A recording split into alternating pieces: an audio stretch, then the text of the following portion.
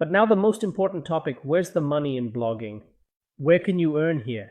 In fact, you can earn money in blogging at almost every turn, and we'll try to figure this out together. Let's start with the most basic topic, which is right on the surface. These are affiliate programs. Imagine you're running a travel blog and your affiliate program is tickets to some country. How does it work? You have a link in your profile header. In this link, there's simply your affiliate code. Every time someone clicks on that link, you're essentially, in a way, kind of tying that person to you, in a sense. What does this give you? This means that if a client follows your link and makes a sale, then you receive a commission. For example, 10% of the sale. Accordingly, you made a video for 1 million views, let the conversion be 10%, let it be even 5%. These are people who clicked through, and let another 0.5% be those who bought. Calculate the numbers, figure it out, and you will understand that you can easily earn $500, $600 from one video if you think everything through correctly. You'll have a good quality product that's in demand, and you'll be creating quality videos, quality video content that will gain traction. This is where it's really important for your videos to gain traction. Because if you understand what conversion is, let me explain it to you. There are 1,000 people, that's 100%. Let's say 10% will visit the site. So from 10%, that's 100 people. 100 people visited the site, and let's say 1% makes a purchase. That's one person. So the person clicked on the site, and let's say 1% makes a purchase. That's one person. Now let's add 3 zeros at each step, and we'll see that one person turns into 1,000 people. Or if we add 2 zeros, it turns into 100 people, and those 100 people will make a purchase. 100 people made a purchase, and you earned your commission of $5 to $10 from each sale, and there you go. We've already got $500. That's the first one. Second, you can create your own products, set up your own marketplace on Shopify, Etsy, WordPress, any website, and so on. There are a lot of platforms. You can even list your products on Amazon and sell them there. You can even negotiate on Alibaba or AliExpress with some seller, set up an affiliate link, and drive traffic to purchase that product. You don't need to have a warehouse or anything. You just order one unit or even get it for free, create a lot of different content, upload it, and most importantly, leave a link to that product in your profile bio. People click through, make purchases, and you earn your commission. You don't need to have a warehouse or anything. You just order one unit or even get it for free, create a lot of different content, upload it, and most importantly, leave a link to that product in your profile bio. People click through, make purchases, and you earn your commission. This is just like an affiliate program, right? Or you create your own product and sell it the same way. Many people run blogs, for example, those who are in the beauty industry. What options do we have here?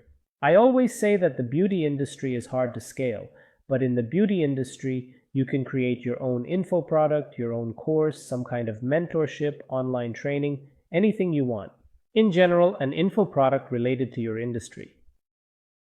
And you can sell it just like that.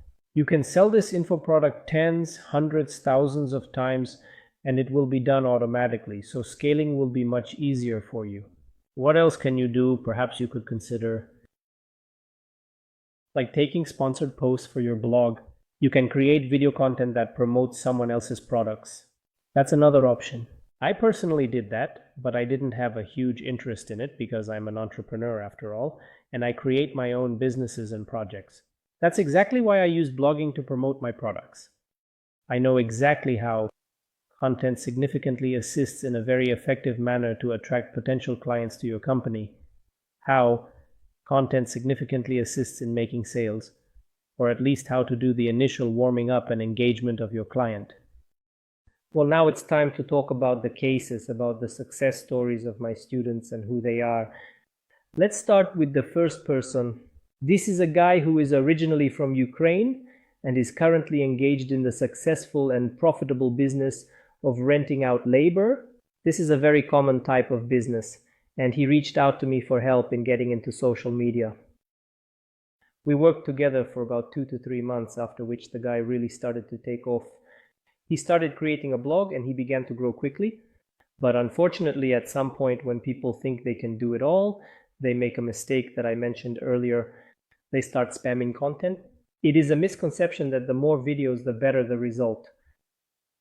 The more videos you upload, the more likely it is that most of your content will be passed over by recommendations, because the algorithms will think that you are spamming. But still, the guy has grown quite well, and here I'm showing you a screenshot of his account, showing his current numbers and results. So the second person we started working with, we worked together for about 6 months. It took me over the course of a period of 6 months to gradually turn him into a blogger, to create an influencer out of him who could step by step talk about his product and teach him how to create content. This person sells diamonds. I said that on social networks, not only individuals who are selling painted vases or make pies, cakes, or fitness instructors, and even various luxury brands and services go to TikTok, and it's really important for the business owner and the company's CEO to also show up on social media. It greatly improves the results of any business when customers can see who's behind the company. Today, customers are not just drawn to the brand, but to the person. If they like the person, if they feel a connection, it adds extra loyalty. Today, customers don't go for a brand, but for a person. People like the person, they feel a connection, and that adds extra loyalty. This person I'm telling you about, I'm now showing you their profiles. On Instagram and TikTok. On TikTok, there are over 6,000, and on Instagram, over 11,000. This is the result my second student, my second client achieved after we worked together, and I mentored him for about a year. And I want to say that I'm really very proud of all my students, because they are truly making incredibly amazing breakthroughs and dedicated. I'm always happy with the results of my students. So I'll be really happy to hear about your results when you share them with me. I would be very happy to look at your accounts, and you can send me screenshots. I would also appreciate everyone who gives a good rating to this course. It really helps it get more visibility. I tried very hard to make it as informative as possible, but at the same time not to make it too long, and I sincerely hope I succeeded. So I would really appreciate your valuable feedback. So, my upcoming client is someone located in Finland who specializes in renting out skilled labor, particularly professional and experienced welders. This is probably one of those interesting cases because the person was completely unprepared for blogging, for talking on camera. They had a lot of fears, a lot of psychological blocks, complexes, and internal issues. But after working with him for about 6 months, we managed to solve most of his problems. We worked through his fears and anxieties, and now he has grown his account to over 4,000 followers as of the time of recording this video lesson.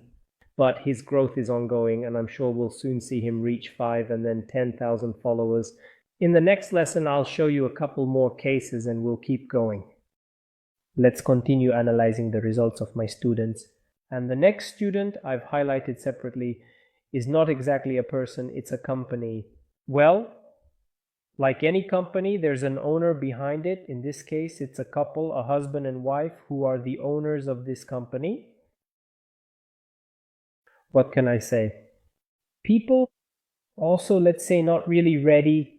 So there was a lack of understanding, first of all, about how to act, what to say, and how to build communication. After working with this client for 4 months, they have already set off on their own and even made their first multi-million-dollar video. I'm really proud of this result of theirs. That's really commendable. The only thing I definitely notice, of course, is just the same problem that indeed everyone has, and I definitely want to warn you about it. When you finish your mentoring, try to very carefully maintain the algorithm that was given to you. The algorithm that I provided to my students was designed to help videos gain a lot of views. Of course, we can sometimes notice that videos are being posted without any real idea behind them. And that's very risky. I'll explain why. If you were running a blog about sports or nutrition, and at some point you posted something about travel or your child, and that video went viral, the risk is that you'll attract an audience that you don't actually want. An audience that won't respond to your main content later on, I want to do everything I can to protect you from this. Under no circumstances should you change the theme. If you start filming a topic about sports or cars or travel blogging, film only that topic. Keep yourself in check. And avoid filming any unnecessary nonsense that, God forbid, might bring you millions of views. I've had cases like that. I somewhat ruined my big account that I was developing because I wanted to talk about different topics. Here, I'm showing you my account, which has over 64,000 followers at the time of recording this lesson. And at some point I realized that my reach had dropped. Why? Because I made about 5 or 6 damn successful videos. It got hundreds of thousands, some even millions of views, but they weren't on the topic I actually needed.